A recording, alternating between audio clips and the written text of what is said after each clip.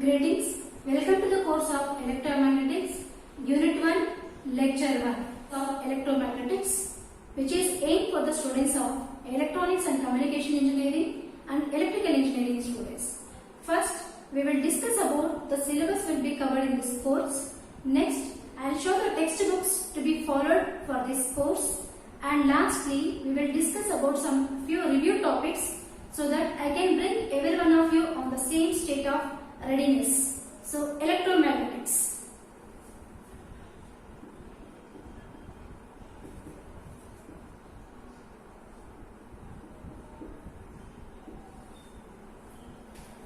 The syllabus of electromagnetics is organized into 6 units. Let me write all the units and the titles of the units.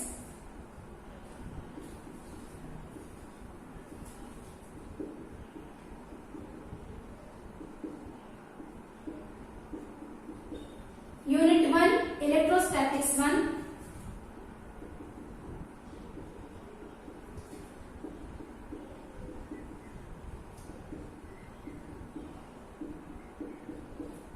Unit 2, Electrostatics 2.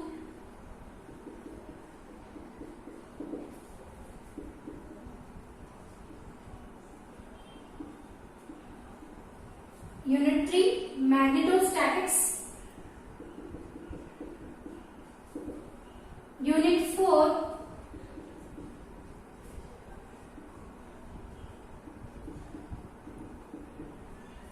Electrodynamic fields.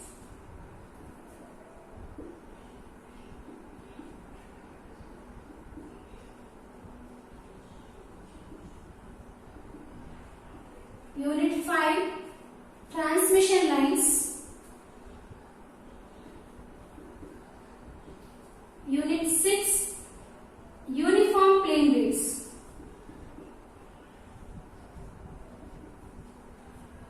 Now, let us discuss the topics will be covered in each unit. In the first unit, we are going to discuss about the vector analysis and coordinating system,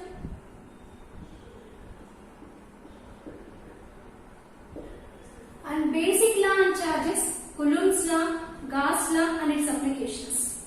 In the unit 2, we are going to discuss about electric field. E bar indicates electric field in free space, in dielectric medium and in conductors. In the unit 2 itself, we are going to discuss about the boundary conditions in electric field, Laplace equations and equations of capacitance and numericals based upon the capacitance. In unit 3, magnetostatics, we are going to discuss about the Ampere circuit law,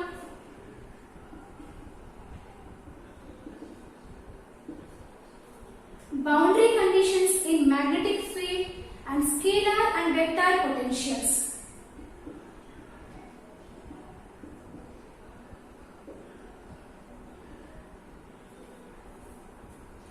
In unit 4, electrodynamic fields, we are going to discuss about the Faraday's law,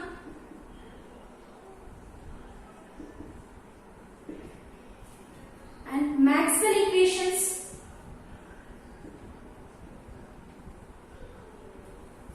and Biot-Savart's law and its applications. In unit 5, transmission lines, we are going to discuss about line equation, line parameters, reflection coefficient, standing wave ratio and numericals of transmission line using Smith chart. In unit 6, uniform plane waves, we are going to discuss about the reflection,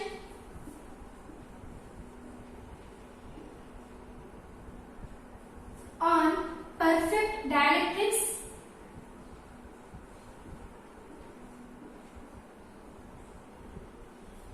and on perfect conductors, and also we are going to derive the Maxwell equations in phasor notations.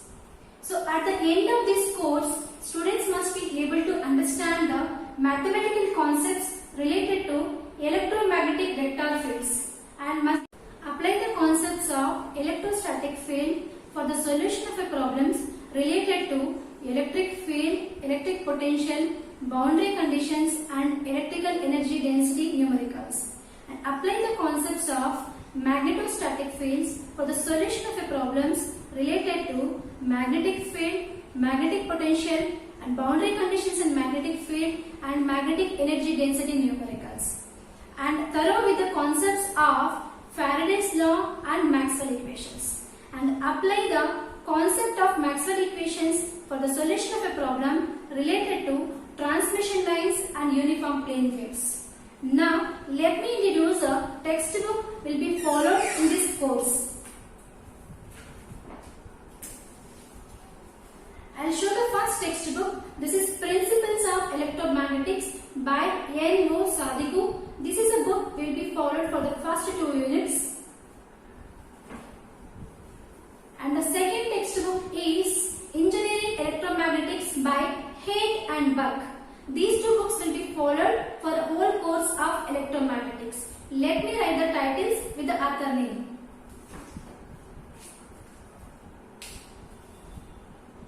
The first textbook is, I'll write here, textbooks.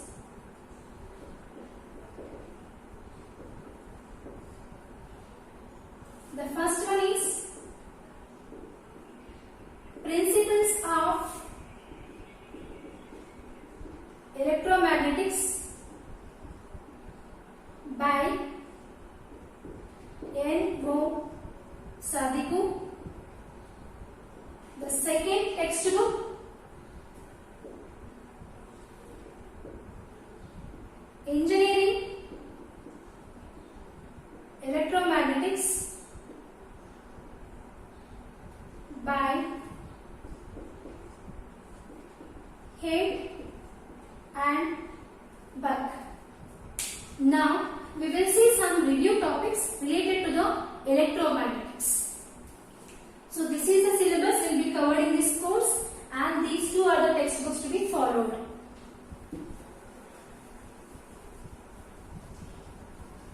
Now, let us discuss about some review topics of electromagnetics.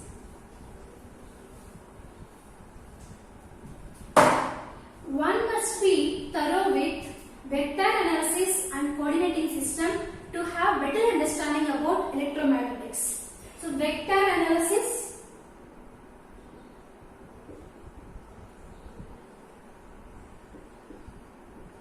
and the coordinating system. First, we will introduce what is the vectors and scalars and basic notations for the vectors. Then we will move on to the coordinating system. At the discussion of the coordinating system itself, I will take the rest of the part of vectors. So, vector analysis. First, let us define what is a scalar quantity. What is a scalar? Scalar is a physical quantity which is having only the magnitude with no direction. So, this is having magnitude with no direction. So, it is not having any direction. So, what are the examples of the scalars? If you see that mass means like weight, okay, maybe 15 kg, 20 kg, whatever it is there, it is a scalar quantity, it is not having any direction. At the distance or the length, okay, 2 centimeters, 3 centimeters, and this is the length, it is not having any direction. Now, we will define and take the examples of vectors. What is meant by vector? Vector is a physical quantity having a magnitude along some direction. Magnitude with direction. Vector is a physical quantity having a magnitude along some direction or with some direction. So, what are the examples? The force. So, applying the force will have definitely it is having some direction. displacement, even if you consider the acceleration or our electric field,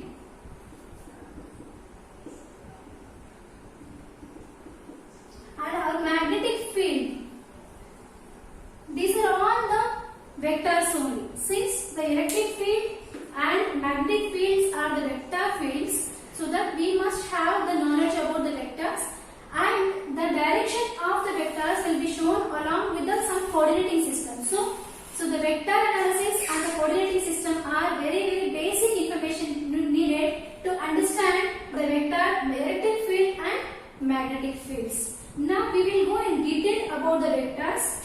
So the vector already we have defined, it is having some magnitude with some direction. So there is some point O, so it is moving through some direction, some object is moving in this direction or some force is applied in this direction, and finally it reaches to the point of A. So how this can be indicated in a vector form? Because it covers some magnitude with some direction. So we can represent this in the vector form. Usually the vectors can be represented as OA bar with a bar, or the vector also can be represented with a cap, or also can be represented with arrow mark. Okay, all these three terms whatever we have wrote in the outside, so these are all the terms can be used for the vectors. So what is a vector? Let it be simple form, OA bar. So the vector is defined as having the magnitude with some direction. So it is having the vector OA bar is having a magnitude. So what the magnitude of this? Let the magnitude of this is only. So this is indicating the magnitude of the distance covered by the points O and A and the direction of it. So in what direction it is moved? So it is moved in the direction from O to A, which has been indicated by the small a. So what this is? This is one unit vector. What this is one? This one is the unit vector. Unit vector is having a magnitude 1. It is having a magnitude of 1 along the direction of displacement, along the direction of force. So the direction from O to A covers a magnitude of 1 and shows the direction that with the suffix terms, means from O to A. So this is the unit vector. If you want to find the unit vector of this one, what we do? So we need the unit vector, okay, which is given by the vector OA bar by the magnitude of this vector. Okay. So now our doubt is that whether if there are two vectors or more vectors are there, if it can be added or subtracted or multiplied, means shall we apply the basic mathematical operations on vectors. Now let us discuss about it.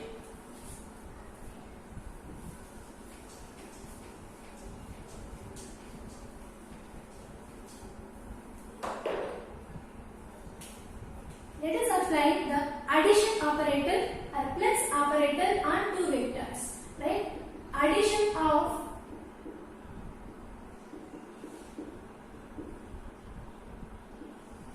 vectors. There are two vectors like A bar and B bar. Then how to add these two vectors? Okay, so what we do? Let A bar is as it is and move the second vector of B bar, okay, along the length of A bar. It has been moved along the length of A bar till it reaches to the tip of A bar. So it has reached tip of A bar. So it is at the direction of this one, right? This has been moved till this one, okay, B bar. Now draw the line or the measure the length from this point to this point, okay, which is given by let it be C bar. Now this C bar gives the sum of the vector A bar and B bar. Okay. We also can perform the addition of two vectors by using parallelogram rule. So let us see how the two vectors can be added by using parallelogram rule. So there is a vector A bar and there is a vector B bar. These two vectors are supposed to add by using parallelogram rule. So for that what we have to do is draw one line parallel to B bar. Parallel to B bar, draw one line. And draw one more line parallel to A bar. Now measure the distance from this point to this one. So this gives the C bar. Again this C bar is nothing but the addition of the vectors A bar and B bar. In this way we can add the two vectors by using parallelogram rule. Now let us see whether we can do the subtraction on two vectors.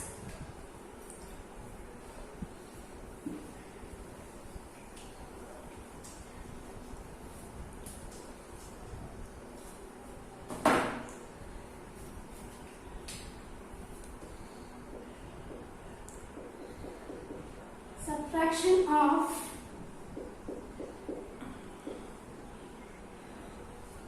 vectors. Now we have to perform, let our C bar is now A bar minus B bar. So for that what we are going to do is C bar can also be written as A bar plus minus B bar.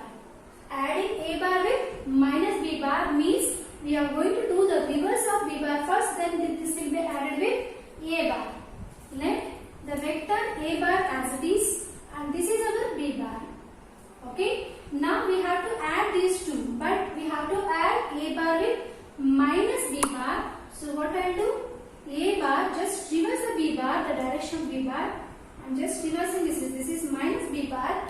Now either directly you can add or by using parallelogram rule also you can add the vectors. Let me use the parallelogram rule itself to add these two. For that what we have to do? Draw one line parallel to B bar and draw one line parallel to A bar. Now measure the distance from this point to this point. This gives the C bar. What this C bar now? This C bar now is the addition of these two vectors. What these two vectors are? A bar with minus B bar, which results C bar equal to A bar minus B bar. Okay. These two are the basic mathematical operation can be performed on vectors. We can multiply the two vectors also. So by multiplication on two vectors with dot product and cross product, that we will take after the coordinating system. Now we will see whether it follows the basic laws or not.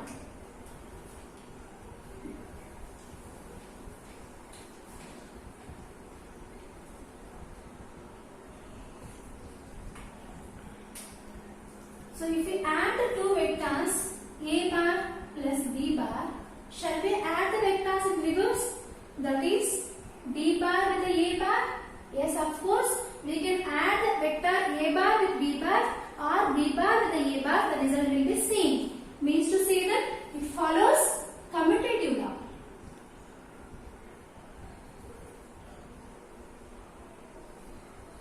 The second one is associative law, commutative law of addition. So let us see the associative law of addition only. A bar added with B bar plus C bar will remain same if A plus B bar will add with C bar. And this vectors also follows the distributive law of addition.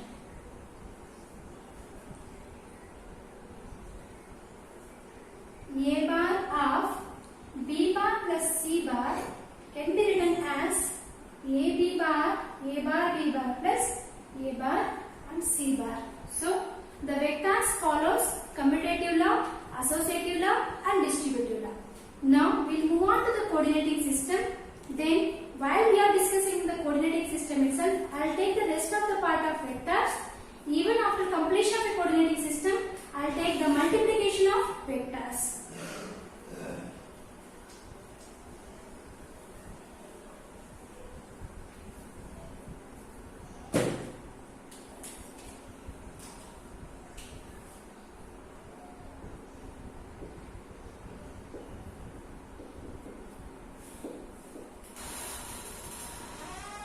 There are three types of a coordinating system which we are going to consider in electromagnetic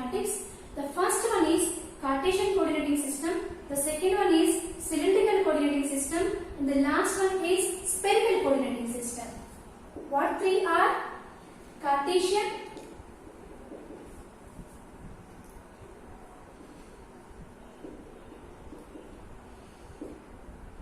the second one is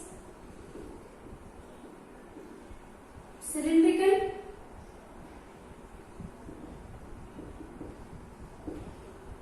third one is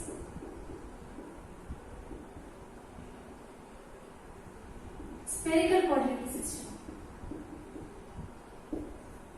Okay, so each coordinating system will be having its own coordinates. What the coordinates are? For a Cartesian coordinating systems, it is x, y, z are the three coordinates, and for a cylindrical coordinating system, r, phi, and z, and spherical coordinating system, r, theta, and phi. Okay, first we will go with the Cartesian. A review of this class is we introduce the syllabus and we show the textbooks to be followed for this course, and we given the definitions of vectors and scalars, and just we started with coordinating system. There are three types of coordinating system: Cartesian, cylindrical, and spherical coordinating system. In details about the coordinating system, we will see in the next class.